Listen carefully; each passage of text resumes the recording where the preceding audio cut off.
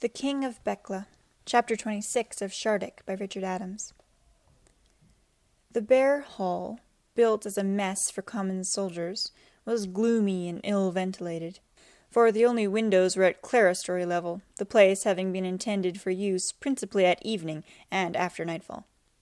It was rectangular and formed the centre of the barracks building, its 4 arcades being surrounded by an ambulatory, off which lay the storerooms and armories, the lock-up, lavatories, hospital, barrack rooms, and so on. Almost all the bays of the arcades had been bricked up by the Ortelgans nearly 4 years ago, and the raw, unrendered brickwork between the stone columns not only added to the ugliness of the hall, but imparted also that atmosphere of incongruity, if not of abuse, which pervades a building clumsily adapted for some originally unintended purpose. Across the centre of the hall, alternate flagstones of one course of the floor had been prized up and replaced by mortar, into which had been set a row of heavy iron bars with a gate at one end. The bars were tall, twice as high as a man, and curved at the top to end in downward-pointing spikes.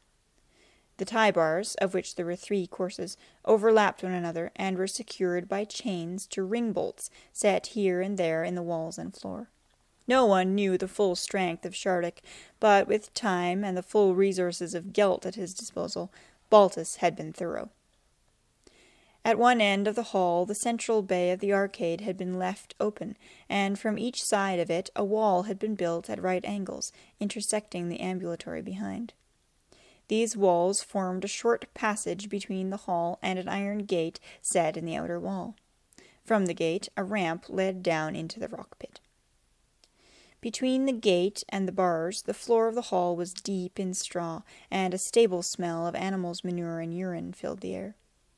For some days past, Shardik had remained indoors, listless and eating little, yet starting suddenly up from time to time and rambling here and there, as though goaded by pain, and seeking some enemy on whom to avenge it.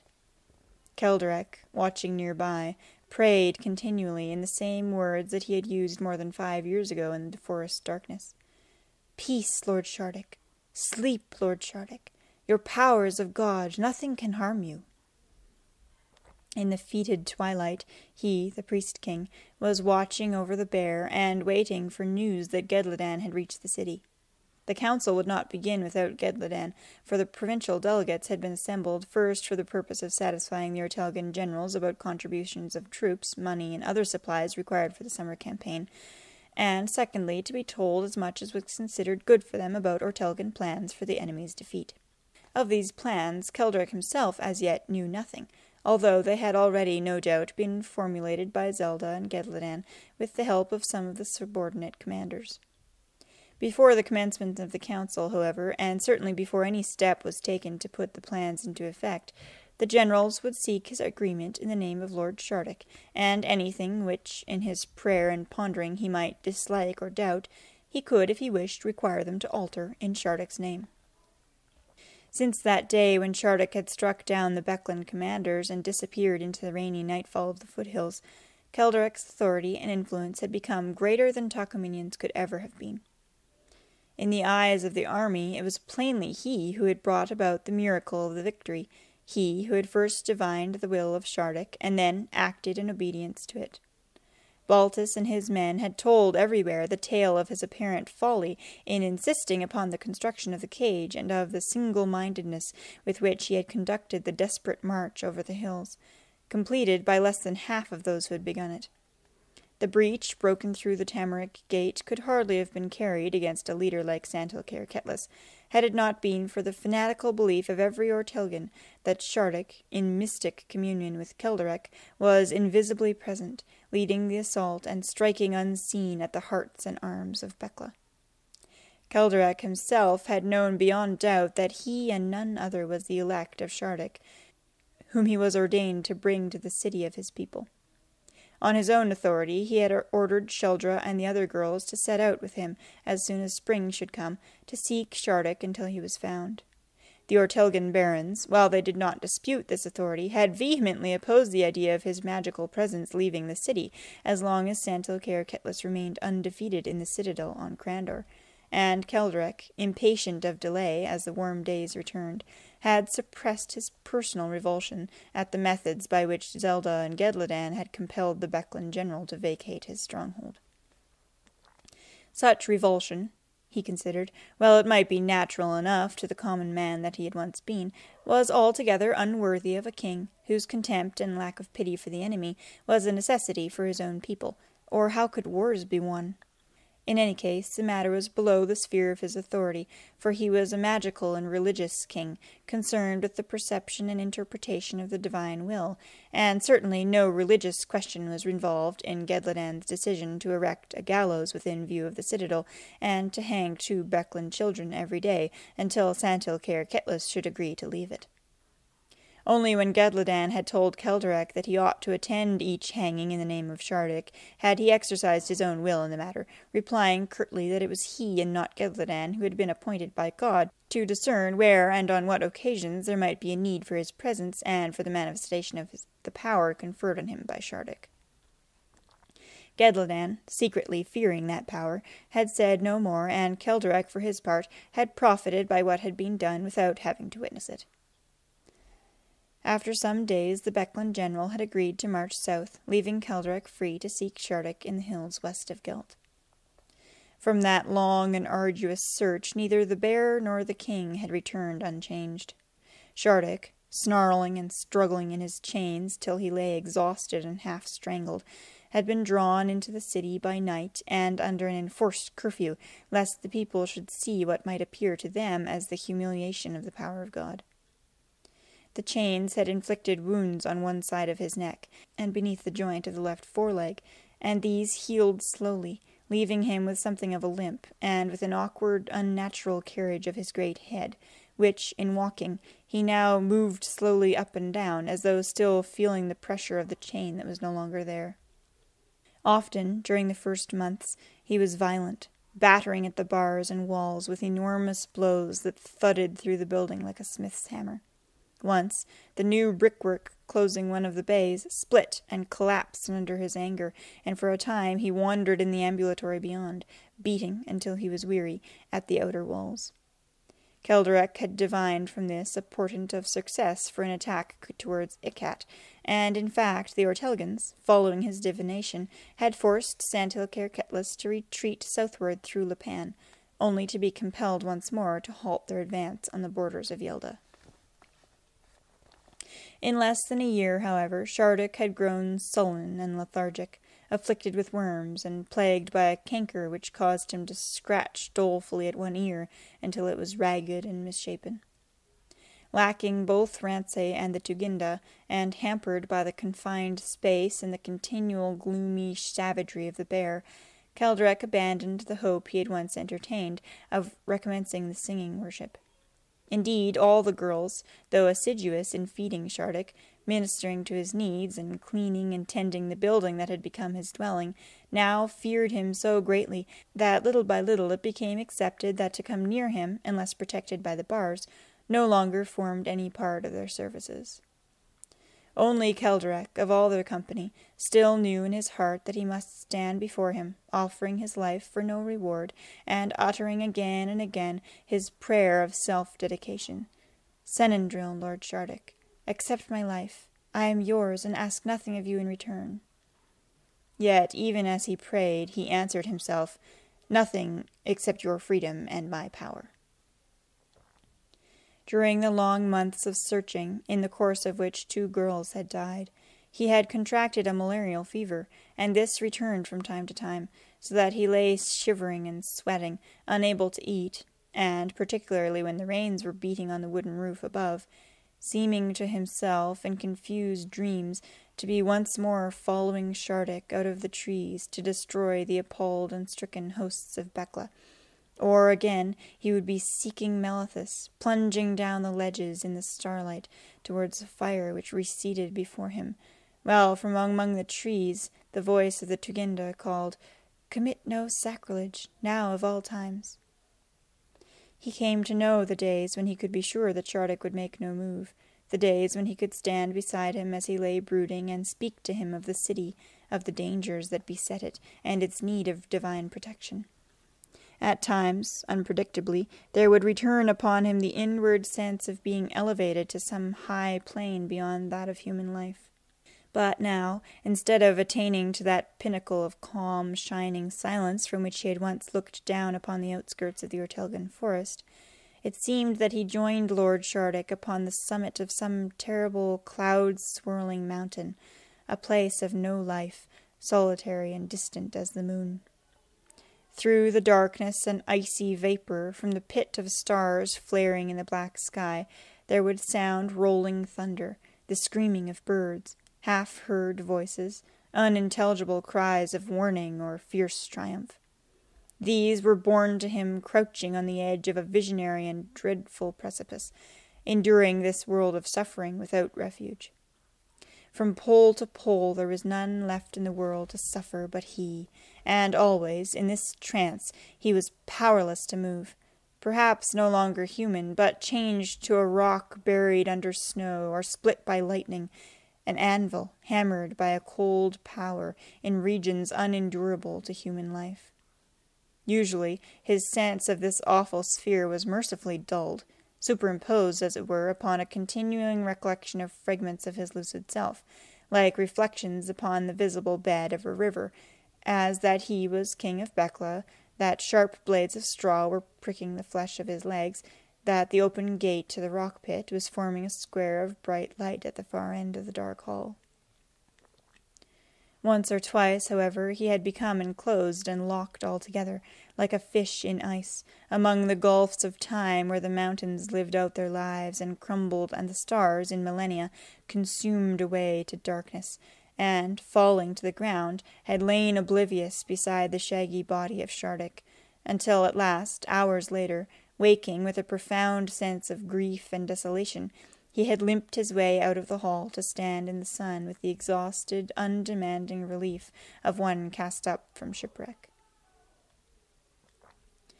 Unable to comprehend whatever truth might lie hidden in this terrible place, to which, as by a compass-needle, he was guided by his unaltered devotion to Shardik, he would nevertheless seek, clumsily and conscientiously, to derive from what he suffered some meaning, some divine message applicable to the fortunes of the people and the city. Sometimes he knew in himself that these soothsayings were contrived, all but mendacious, the very stuff of a mountebank.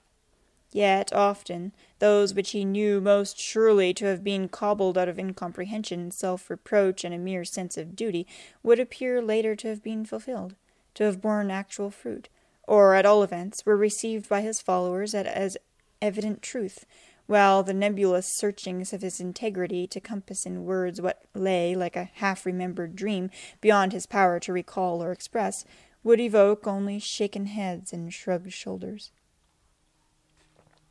Worst of all, in its effect on others, was the honest silence of humility. Shardik absorbed him night and day.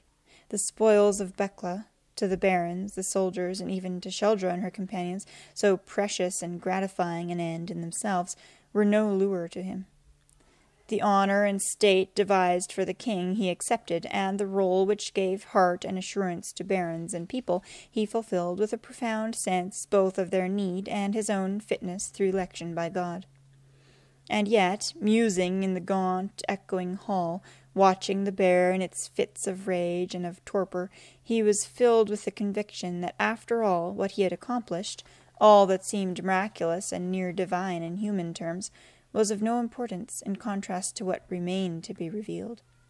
Once, in the days when he had been concerned with no more than to get his hunter's living, he had thought only of what was necessary to that narrow purpose, like a peasant leaving unconsidered the whole world beyond his own strip of land.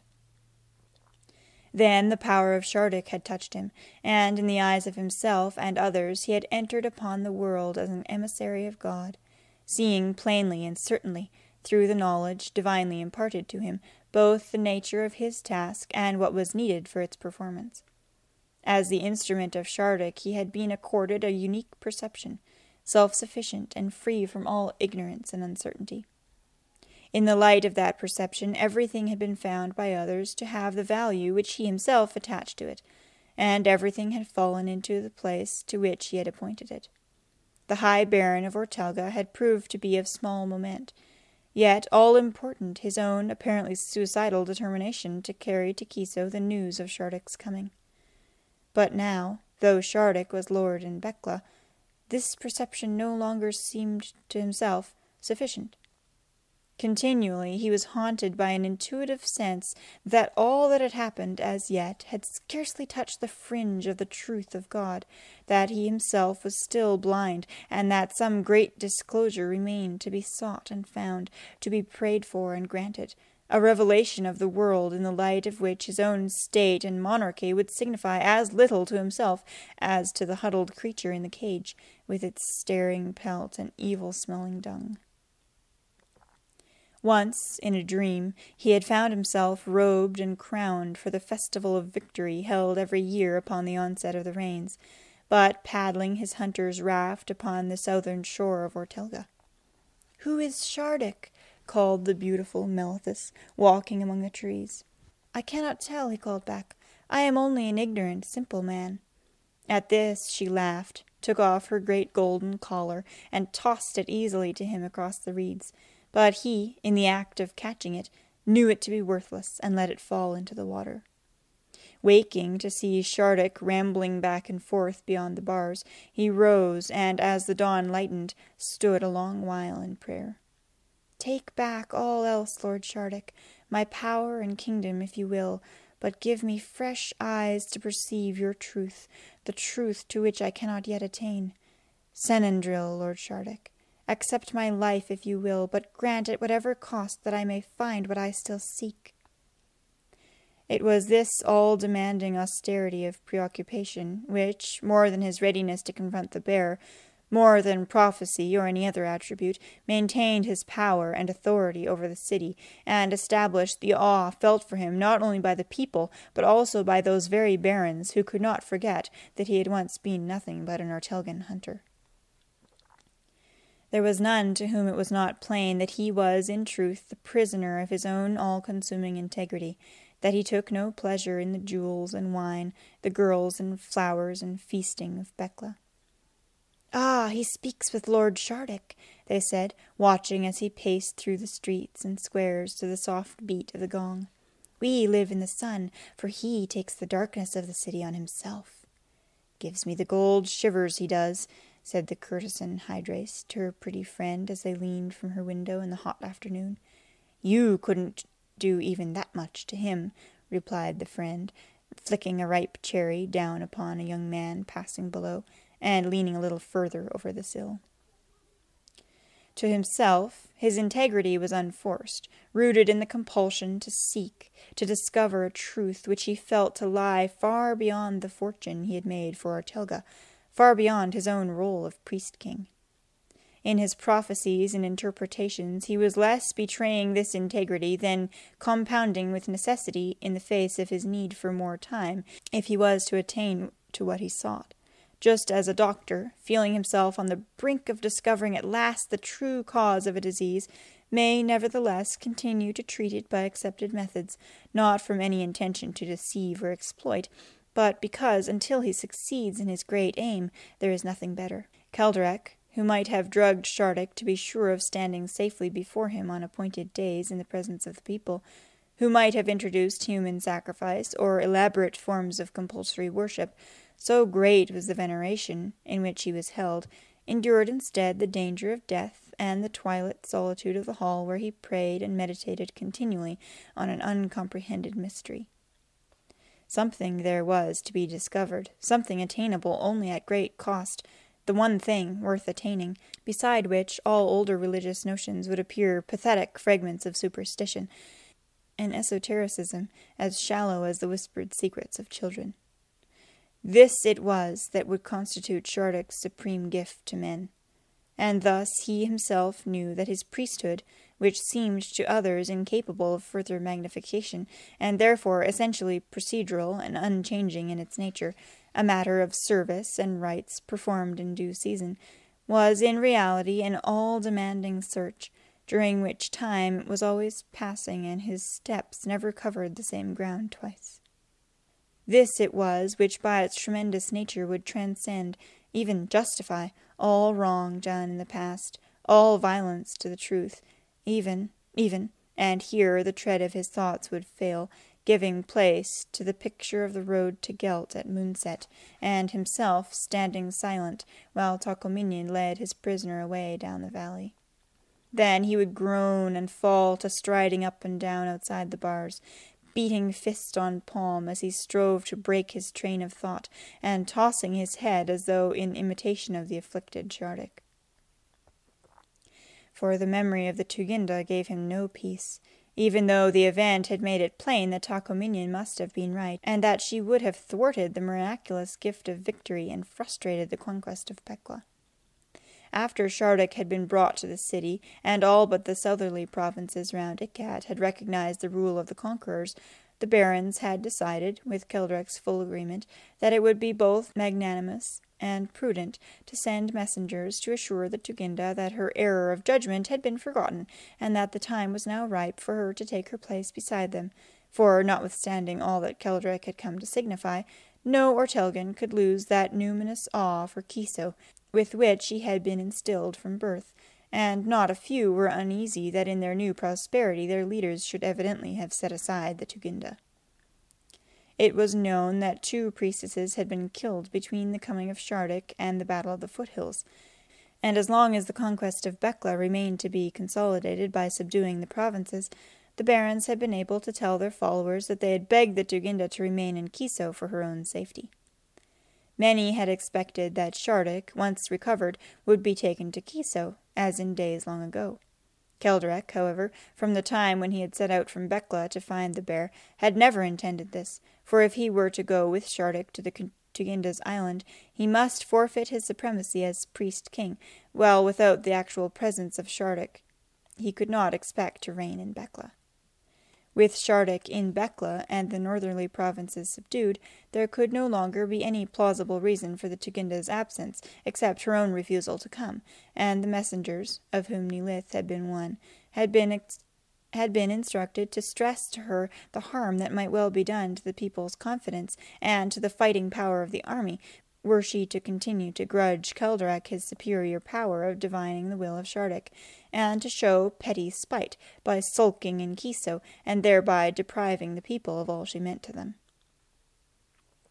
"And this we can now put to her strongly," said Gedladan to the other members of the baronial council, "for make no mistake, she is no longer the figure we once feared in the days of Belcotrazet.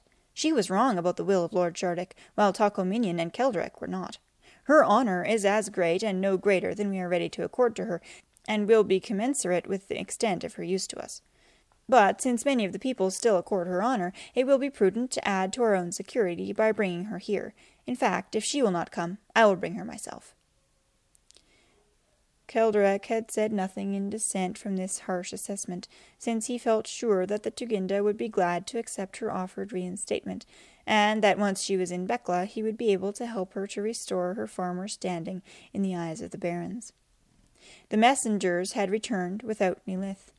It seemed that on Kiso she had broken off her prepared speech to kneel at the Tuginda's feet in tears, begging her forgiveness, and crying passionately that she would never leave her again as long as she lived. After hearing what the rest had to say, the Tuginda had merely reminded them that she had been sent back to Kiso as a prisoner. She had, she said, no more liberty than that now accorded to Shardik, to determine for herself whether or not she would go to one place or another. "But," she added, "you may tell them in Bekla that when Lord Shardik takes that liberty once again, I will take mine too.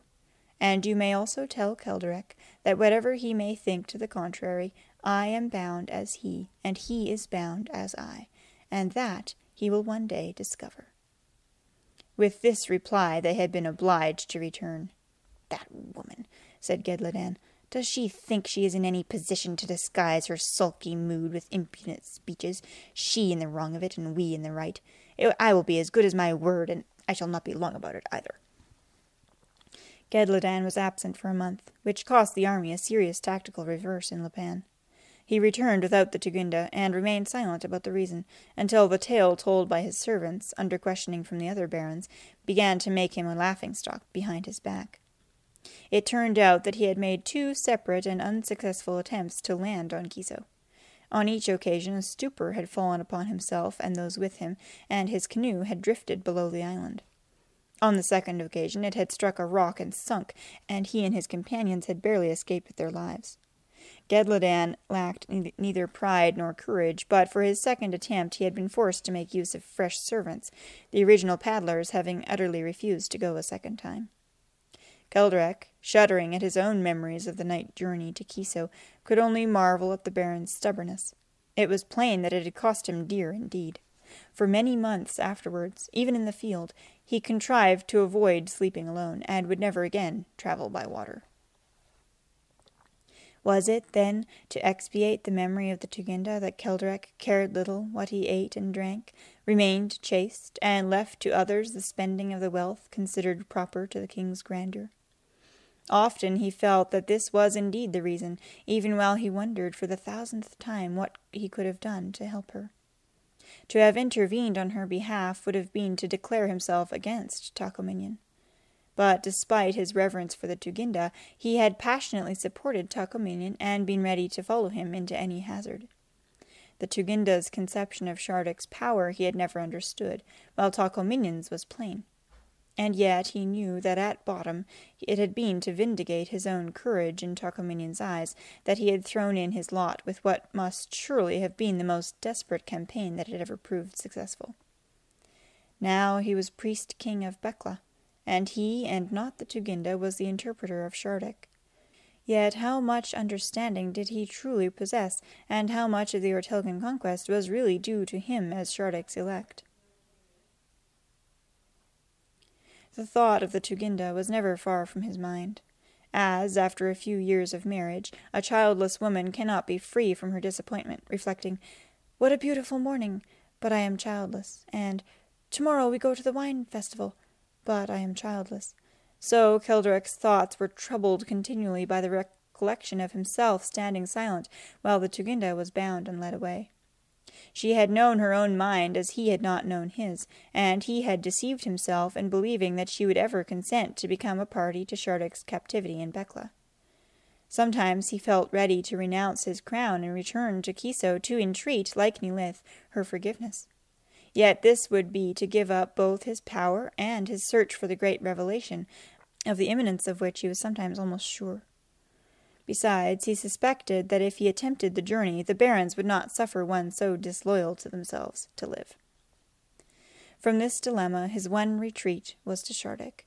Here was no undeserved reward of luxury, flattery, or compliant whispering pleasure by night, no riches or adulation, only solitude, ignorance, and danger.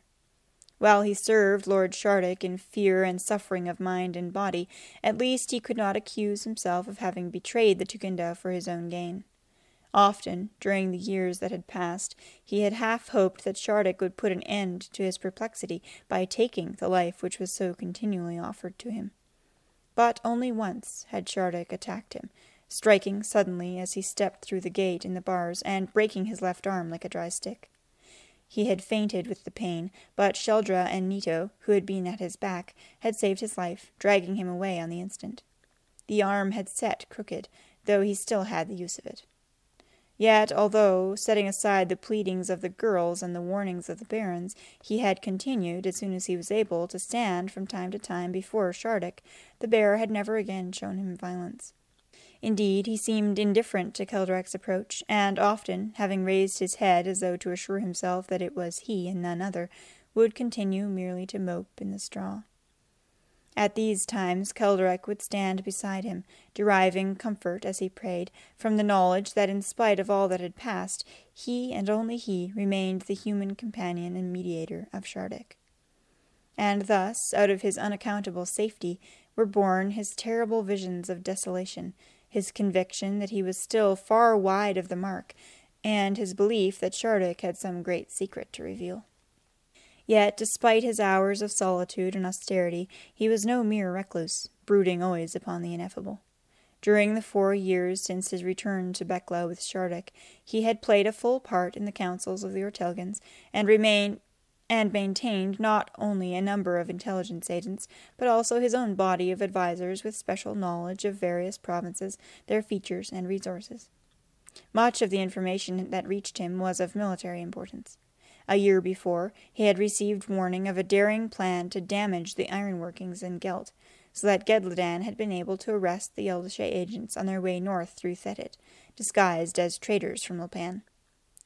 More recently, not 3 months ago, there had come from Derry Poltesh the disturbing news that a force of more than 2,000 Dilgai irregulars, whose leaders had evidently realized the impossibility of crossing the mountains by the strongly guarded Gelt Pass, had made their way along the north bank of the Teltherna, crossed into Terkenalt, whose king, no doubt being well paid, had done nothing to stop them, and then, by a swift march through Katria and Poltesh, succeeded in reaching the rebel province of Belishba, there being no provincial force strong enough to dispute their passage before they were gone.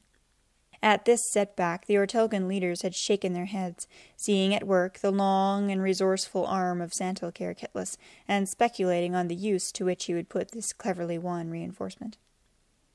In matters relating to trade, customs, and taxation, however, Kelderek had quickly come to feel that his own insight, though faulty and inexperienced, was essentially surer than the Baron's. It was, perhaps, precisely because he had never been either a baron or a mercenary living on tenants, dues, and the plunder of war, but had made his rough living as a hunter, and had known what it was to be dependent on iron, leather, wood, and yarn for the artifacts of his craft, that he perceived more plainly than they the vital importance to the empire of trade. For months he had argued, against the indifference of Zelda and Gedledan, that neither the life of the city nor the war against the southern provinces could be maintained solely by spoil, and that it was essential to keep open the recognized trade routes, and not impress into military service every able-bodied young craftsman, merchant, and caravaneer within the empire's boundaries. He had proved to them that in a year 2 prosperous cattle breeders and their men, 30 tanners, or 20 shoemakers could not only earn their own living, but pay a tax large enough to keep in the field twice their own number of mercenaries. And yet trade had declined. Santilcair Kitlis, an adversary more shrewd and experienced than any of the Ortelgan leaders, had taken steps to see that it did. Bridges were broken and caravans attacked by paid bandits. Warehouses and their contents were mysteriously destroyed by fire. The finest craftsmen, builders, masons, jewelers, armorers, even vintners, were secretly approached and persuaded, sometimes at a cost equal to that of a year's pay for 10 spearmen, that it would be in their best interests to travel south. The king's son of Dilgai was invited to Ikat, treated as befitted a prince, and, perhaps not altogether fortuitously, found himself in love with a noble lady of that city whom he married. The resources of the rebel provinces were less than those of Bekla, but Santilcair Kitlis possessed a flair for perceiving where a little extraordinary expenditure would prove effective. As time went on, merchants and traders became less and less ready to hazard their wealth in a realm so subject to the uncertainties and fluctuations of war. Taxes became increasingly difficult to collect from a people feeling the pinch, and Kelderek was hard put to it to pay the contractors and craftsmen who supplied the army. It was in this difficulty that he had had recourse to a wide extension of the slave trade. A slave trade of sorts had always existed in the Beklan Empire, but for about 10 years before the Ortelgan conquest it had been restricted, having been allowed to get out of control to the point of provoking reaction throughout the provinces. It was traditionally accepted that prisoners taken in war, unless they could pay a ransom, might be sold as slaves. Sometimes these men would succeed in gaining their liberty, either returning home or else making a new life in the country to which they had been brought. Despite the harshness and suffering involved, this practice was regarded in a hard world as fair between peoples at war. During the latter days of Bekla's high prosperity, however, the number of large estates, households, and businesses had increased, and consequently the demand for slaves had grown, until it became worthwhile for men to turn professional dealers and cater for it. Kidnapping and even breeding had become widespread, until several of the provincial governors had felt themselves driven to protest in the name of towns and villages living in fear, not only from raiding dealers, but also from escaped slaves turned brigand, and of respectable citizens outraged. The slavers, however, had not been without their supporters, for the trade could not only afford to pay heavy taxes, but also provided work for such craftsmen as clothiers and blacksmiths, while buyers visiting Bekla brought money to the innkeepers. The issue had come to a boil in the civil conflict known as the Slave Wars, when half a dozen independent campaigns had been fought in as many provinces, with and without the help of allies and mercenaries. From this confusion, Santilcairketlis, formerly a Yeldashey estate owner of ancient family but no great wealth, had emerged as the most able leader on either side. Having defeated the slave trade supporters in Yelda and Lipan, he had sent help to other provinces, and finally succeeded in settling matters in Bekla itself, to the entire satisfaction of the Heldril, old-fashioned people, as his party was called. The cost to the state of extraditing the dealers and freeing all slaves who could prove themselves native to the empire had been met partly by fresh encouragement of the builders, masons, and carvers' trades for which Bekla had always been famous, and partly by measures, of which the construction of the great Kabin reservoir had been one, to increase the prosperity of the peasants and the small farmers. Nevertheless, there remained, not only in Bekla itself, but also in several of the towns in the western provinces, influential men who regretted the Heldril victory. It was these that Keldrach had sought out and put into local power, the bargain being that they should support the war in return for a revival of the unrestricted slave trade. This policy he defended to his own barons, some of whom could remember slave raids on the mainland country near Artelga 15 and 20 years before, partly as one of needs must, and partly by emphasizing that the country was not being laid open to a totally uncontrolled trade. A fixed number of dealers were granted licenses each year to take up not more than their permitted quotas of women and children in particular provincial districts. Where a quota of able-bodied men was granted to any particular dealer, a fifth had to be surrendered to the army. There were, of course, no troops to spare to see that these consents were not abused, and enforcement had to be left to the provincial governors. To all who complained of what he had done, Keldrach had one answer: "We will restrict the slave trade again when the war is over, so help us to win it."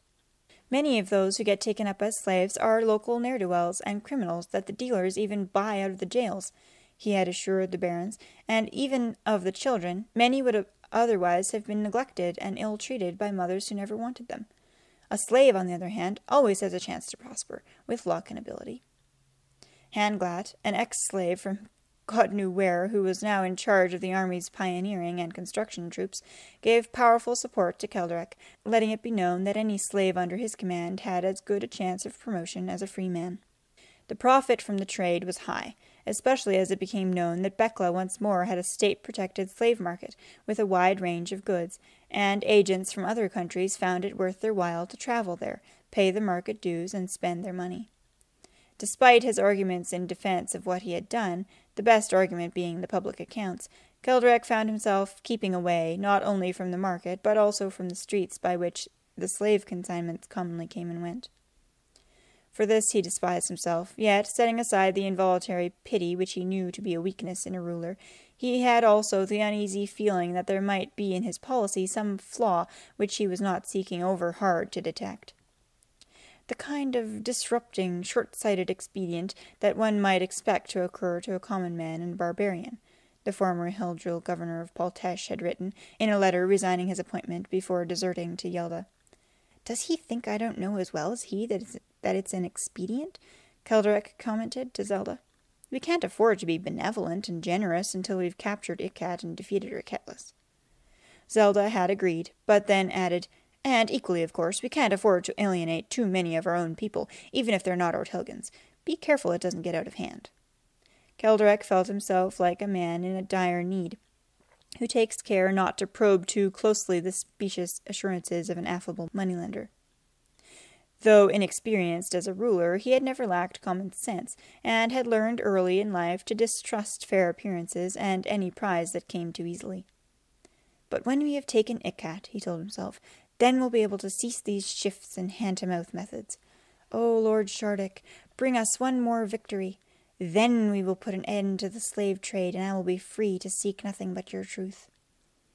Sometimes, at the thought of this great day, the tears would spring to his eyes as readily as to those of any enslaved child at the memory of home.